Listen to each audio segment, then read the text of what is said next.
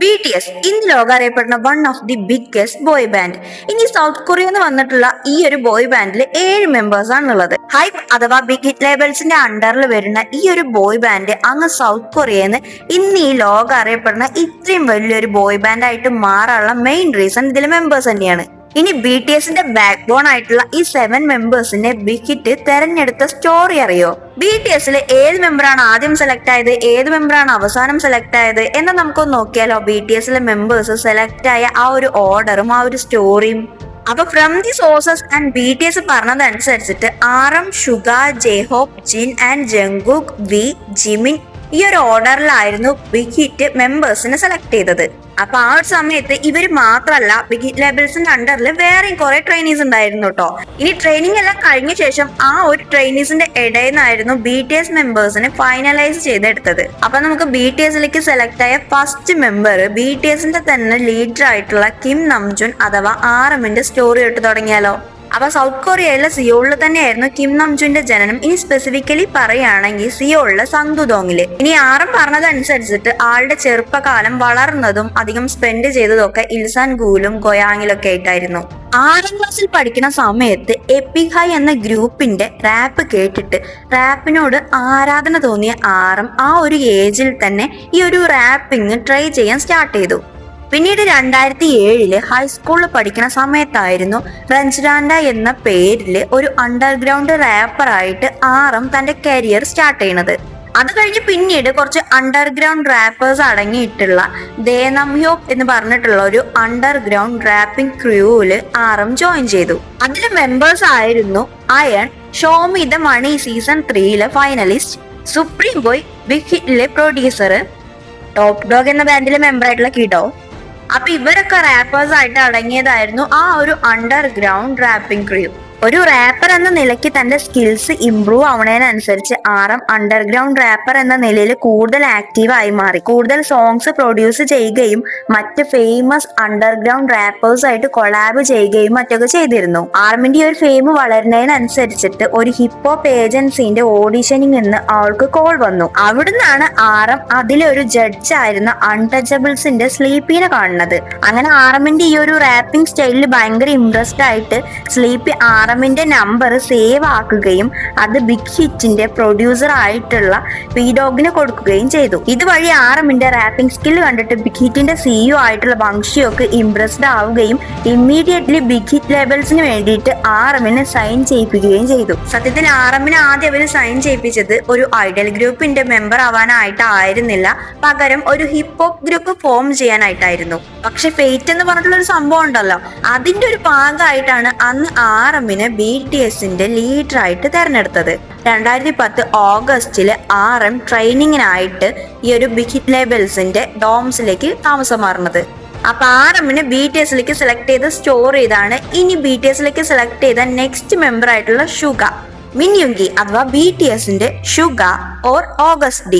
South കൊറിയയിലെ ദേഗുവിലായിരുന്നു ഷുഗന്റെ ജനനം. 13ാം വയസ്സിൽ lyrics എഴുതാൻ സ്റ്റാർട്ട് ചെയ്യുകയും MIDI പഠിക്കുകയും ചെയ്ത ഷുഗയും അണ്ടർഗ്രൗണ്ട് റാപ്പിംഗിലൂടെയാണ് തന്റെ കരിയറും സ്റ്റാർട്ട് ചെയ്തത്. 17 വയസ്സായപ്പോഴേക്കും അണ്ടർഗ്രൗണ്ടിൽ ഹിപ്പ് ഹോപ്പ് സ്റ്റൈലിൽ റാപ്പർ ആൻഡ് പ്രൊഡ്യൂസർ ആയിട്ട് ആക്റ്റീവ് ആയിരുന്നു ഷുഗ. ഇനി ഗ്ലോസ് എന്ന പേരിലാണ് അണ്ടർഗ്രൗണ്ട് റാപ്പിംഗിൽ ഷുഗ അറിയപ്പെട്ടിരുന്നത്. അപ്പൊ ഹൈസ്കൂൾ തൊട്ടാണ് ഷുഗ ഇങ്ങനെ ഈ പെർഫോമൻസ് ഒക്കെ സ്റ്റാർട്ട് ചെയ്തതും തനിക്കായ ഒരു പേരുണ്ടാക്കാൻ തുടങ്ങിയതും. ഇനി തന്റെ റാപ്പിംഗ് സ്റ്റൈൽ കൊണ്ട് മാത്രമല്ല ഷുഗ എസ്റ്റാബ്ലിഷ് ചെയ്യാൻ തുടങ്ങിയത്, മറിച്ച് തന്റെ ഹോം ടൗണിലെ ലോക്കൽ ആർട്ടിസ്റ്റുകളായിട്ടുള്ള ഡി ടൗൺ പോലുള്ള ഗ്രൂപ്പുകൾക്ക് വേണ്ടി സോങ് കമ്പോസ് ചെയ്തിട്ടും കൂടിയാണ് ആള് തന്റെ പ്രൊഡ്യൂസർ എന്നുള്ള ആ ഒരു ലെവല് വളർത്താൻ തുടങ്ങിയത്. ഇങ്ങനെ കൂടുതൽ ആളുകൾ ഷുഗന്റെ ഒരു സ്കില്ല് നോട്ടീസ് ചെയ്യുകയും അറിയപ്പെടുന്ന അണ്ടർഗ്രൗണ്ട് ആർട്ടിസ്റ്റുകൾക്ക് വേണ്ടിയിട്ട് സോങ് പ്രൊഡ്യൂസ് ചെയ്യാൻ ഷുഗ തുടങ്ങി. അങ്ങനെ അന്ന് ഷുഗ റീഫ്ലോയ്ക്ക് വേണ്ടിയിട്ട് ഗ്ലോസ് എന്ന പേരിൽ പ്രൊഡ്യൂസ് ചെയ്ത ഹൂ ആം ഐ എന്ന സോങ് വളരെ സക്സസ്ഫുൾ ആയി മാറി. തന്റെ മ്യൂസിക് നെക്സ്റ്റ് ലെവലിലേക്ക് എത്തിക്കാൻ വേണ്ടിയിട്ട് ഷുഗ തന്നെത്താനെയാണ് ബിഗ് ഹിറ്റ് എന്റർടൈൻമെന്റിന്റെ ഓഡീഷനിൽ പങ്കെടുക്കാൻ തീരുമാനിച്ചതും ഈ ഒരു ഓഡീഷന് പോണതും. ഹിറ്റ് എന്ന ഈ ഒരു റാപ്പ് ഓഡീഷന്റെ നോട്ടീസ് ഷുഗ കാണുകയും ഇതിൽ പങ്കെടുക്കുകയും ഇതിൽ പാസ്സാവുകയും ചെയ്തു. ഇനീഷ്യലി ആളെ ഒരു പ്രൊഡ്യൂസർ ആൻഡ് ട്രെയിനി ആയിട്ടാണ് ബിഗ് ഹിറ്റ് സൈൻ ചെയ്യിപ്പിച്ചതെങ്കിലും പിന്നീട് ബിഗ് ഹിറ്റിന്റെ CEO ആയിട്ടുള്ള ബങ് ഷിയോക് ഷുഗേനെ കൺവിൻസ് ചെയ്തിട്ടാണ് BTS എന്ന ഒരു ഐഡിയൽ ഗ്രൂപ്പിന്റെ മെമ്പറാക്കി മാറ്റുന്നത്. BTSലേക്ക് സെലക്ട് ചെയ്യുമ്പോൾ ആദ്യം ഷുഗേനോട് അവർ പറഞ്ഞിരുന്നത് ഡാൻസ് ഒന്നും ചെയ്യണ്ട, പാട്ട് മാത്രം പ്രൊഡ്യൂസ് ചെയ്താൽ മതി എന്നായിരുന്നു കേട്ടോ. ഇതുകൊണ്ട് തന്നെ ഷുഗ ഇടയ്ക്ക് ഇപ്പോഴും ജോക്ക് പോലെ പറയാറുണ്ട് ബങ് ഷിയോക്ക് തന്നെ ട്രിക്ക് ചെയ്തിട്ടാണ് BTSലേക്ക് ജോയിൻ ചെയ്യിപ്പിച്ചത് എന്ന്.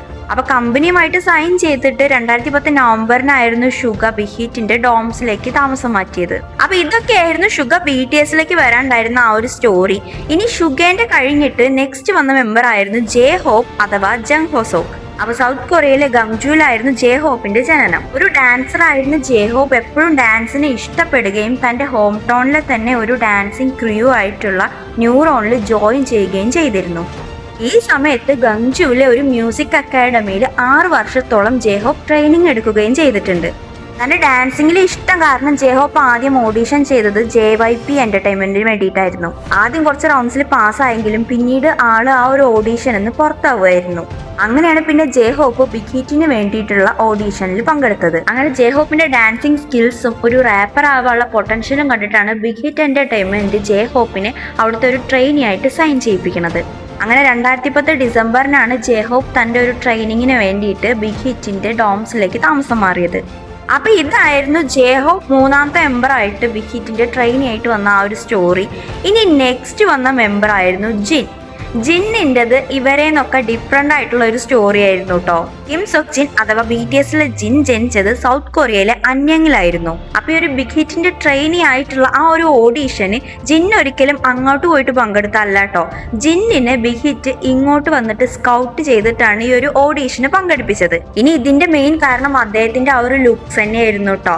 അപ്പൊ ഇനീഷ്യലി ആക്ടിംഗ് കരിയർ പെർസ്യൂ ചെയ്യാൻ വേണ്ടിയിട്ട് കോൺകുക് യൂണിവേഴ്സിറ്റിയിൽ ആക്ടിംഗ് പഠിച്ചുകൊണ്ടിരുന്ന ജിന്നിനെ ഒരു തവണ ഇതേപോലെ തന്നെ ബസ് സ്റ്റോപ്പിൽ വെച്ചിട്ട് ബിഗ് ഹിറ്റിന്റെ കാസ്റ്റിംഗ് ഡയറക്ടർ കണ്ടിട്ട് ഈ ഒരു ബിഗ് ഹിറ്റിന്റെ ഓഡീഷന് പങ്കെടുക്കാൻ പറഞ്ഞിട്ട് കൺവിൻസ് ചെയ്തിട്ടാണ് ഈ ഒരു ഓഡീഷന് പങ്കെടുപ്പിച്ചത്. ഇതിനു മുന്നേ ജിന്നിന്റെ ആ ഒരു ലുക്ക് കൊണ്ട് തന്നെ SM എന്റർടൈൻമെന്റും അവരെ കമ്പനിക്ക് വേണ്ടിയിട്ട് സെലക്ട് ചെയ്തിരുന്നു. പക്ഷെ അതൊരു സ്കാം ആണെന്ന് വെച്ചിട്ട് ജിൻ അത് റിജക്ട് ചെയ്യാണ് കേട്ടോ ചെയ്തിരുന്നത്.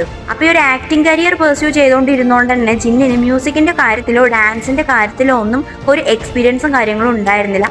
അതുകൊണ്ട് തന്നെ 2 വർഷത്തിൽ കൂടുതൽ ട്രെയിനിങ് എടുത്തിട്ടാണ് ജിന്നിനെ ഒരു ആക്ടർ എന്ന നിലയിൽ നിന്ന് ഒരു മ്യൂസീഷ്യൻ എന്ന നിലയ്ക്ക് മാറ്റിയിട്ട് BTSന്റെ മെയിൻ വോക്കലിസ്റ്റ് ആയിട്ട് ഡെബ്യൂട്ട് ചെയ്യിപ്പിച്ചത്. അപ്പൊ ഇതായിരുന്നു BTSലെ 4th മെമ്പറായിട്ട് ജിന്ന് ബിഗ് ഹിറ്റിലേക്ക് വരാണ്ടായിരുന്ന അല്ലെങ്കിൽ ബിഗ് ഹിറ്റ് ജിന്നിനെ കൊണ്ടുവന്ന ആ ഒരു സ്റ്റോറി. ഇനി നെക്സ്റ്റ് BTSലെ 5th മെമ്പറായിട്ട് വന്നത് BTSലെ തന്നെ മാഗ്നൈറ്റുള്ള ജങ്കുക്ക് അഥവാ ജങ്കുക്ക്. അപ്പൊ സൗത്ത് കൊറിയയിലെ ബുസാനിൽ ജനിച്ച ജങ്കുക്ക് ബുസാനിൽ നടന്നിരുന്ന സൂപ്പർ സ്റ്റാർ K സീസൺ 3ന്റെ ഒരു ഓഡീഷനിൽ പങ്കെടുക്കുകയും അതിന് റിജക്റ്റ് ആവുകയും ചെയ്തു. ഈ ഒരു ഓഡീഷനിൽ റിജക്റ്റ് ആയെങ്കിൽ പോലും 13 വയസ്സ് മാത്രമുള്ള ഈ ഒരു ബോയിൽ സ്പെഷ്യൽ ആയിട്ട് എന്തോ കണ്ടിട്ട് 7 ഏജൻസികളോളം ജങ്കുക്കിനെ കോൺടാക്ട് ചെയ്തിരുന്നു അവരെ എന്റർടൈൻമെന്റുമായിട്ട് സൈൻ ചെയ്യാനായിട്ട്. FNC, JYP, സ്റ്റാർഷിപ്പ് പോലുള്ള എന്റർടൈൻമെന്റുകളൊക്കെ അന്ന് ജങ്കുക്കിനെ കോൺടാക്ട് ചെയ്ത എന്റർടൈൻമെന്റുകളിലൊന്നായിരുന്നേ.